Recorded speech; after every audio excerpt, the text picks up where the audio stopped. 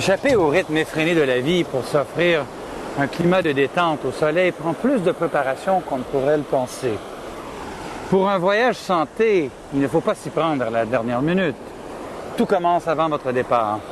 Que vous cherchiez sable et soleil, que vous vous déplaciez par affaires, ou que ce soit pour l'aventure de votre vie.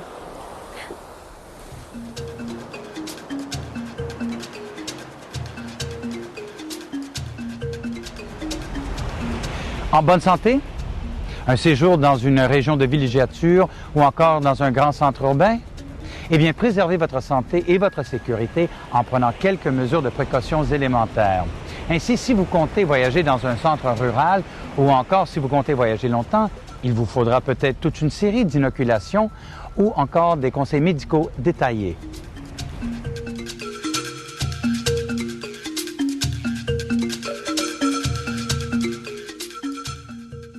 En tout cas, avant de partir, il convient de prendre certaines mesures élémentaires. Informez-vous bien de votre destination et des services médicaux disponibles. Vous pourriez mieux explorer et mieux apprécier la culture locale. Veuillez vous rendre dans une clinique de santé voyage ou un dispensaire de santé publique de votre localité et à rechercher des vaccins adaptés à votre itinéraire et à votre destination. Et n'oubliez pas d'obtenir le certificat international de vaccination personnelle ou encore un relevé provincial d'immunisation et gardez-le avec votre passeport.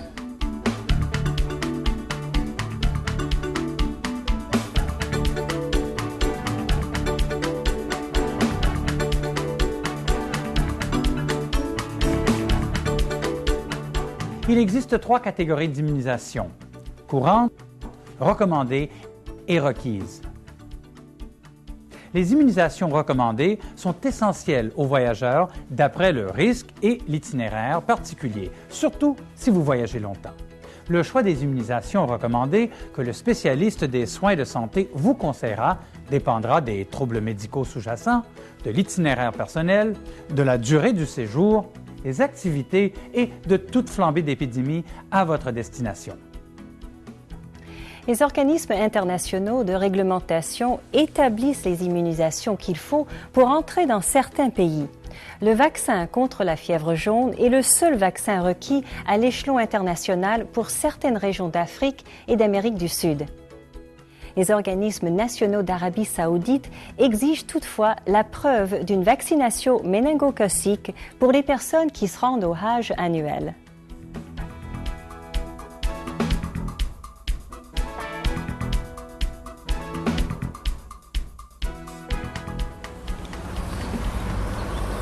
C'est tous les jours qu'il faut nous protéger. Nous nettoyons les zones de préparation de notre nourriture, nous nous lavons les mains avant de manger. Quand nous voyageons, nous devons redoubler de vigilance. La contamination de l'eau et de la nourriture est la cause la plus courante chez les voyageurs de maladies telles que la typhoïde, l'hépatite et la diarrhée. Les moustiques, eux, véhiculent la dengue, l'encéphalite japonaise, la fièvre jaune et la malaria. Le sol contaminé peut pénétrer le corps par des coupures et par des plaies et entraîner une infection tétanique. Vous le croirez peut-être pas, mais certains parasites peuvent pénétrer le corps même par une peau intacte.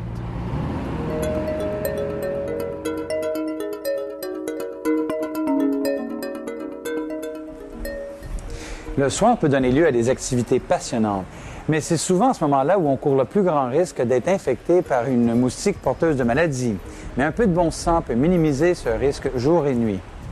Il importe que votre spécialiste en santé voyage vous informe de votre risque particulier.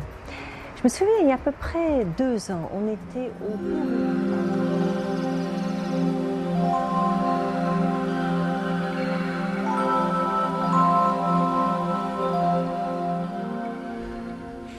Du fait de la chaleur et de l'humidité, vous serez peut-être tenté de porter un minimum de vêtements. Mais pour éviter les blessures, assurez-vous de porter des chaussures de protection et d'actualiser votre immunisation contre le tétanos.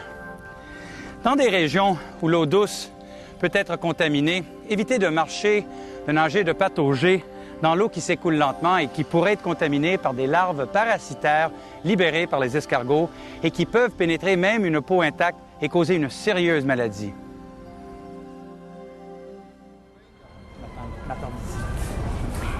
Jusqu'à 50% des voyageurs souffriront de diarrhée pendant leur voyage, souvent dû au fait d'avoir bu de l'eau non purifiée ou d'avoir consommé des aliments contaminés.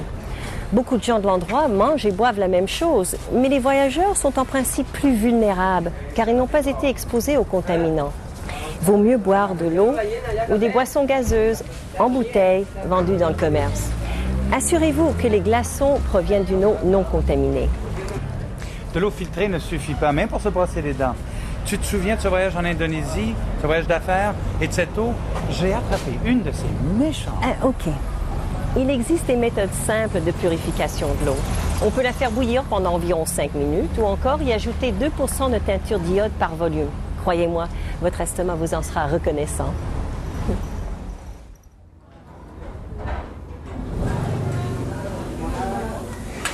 Parlant d'estomac, voici quelques règles élémentaires que vous devriez vraiment suivre. Ne mangez jamais de crustacés ni de coquillages crus, de produits laitiers non pasteurisés, de fruits et légumes que vous n'avez ni lavé ni épluchés vous-même, et assurez-vous que toute viande soit très bien cuite.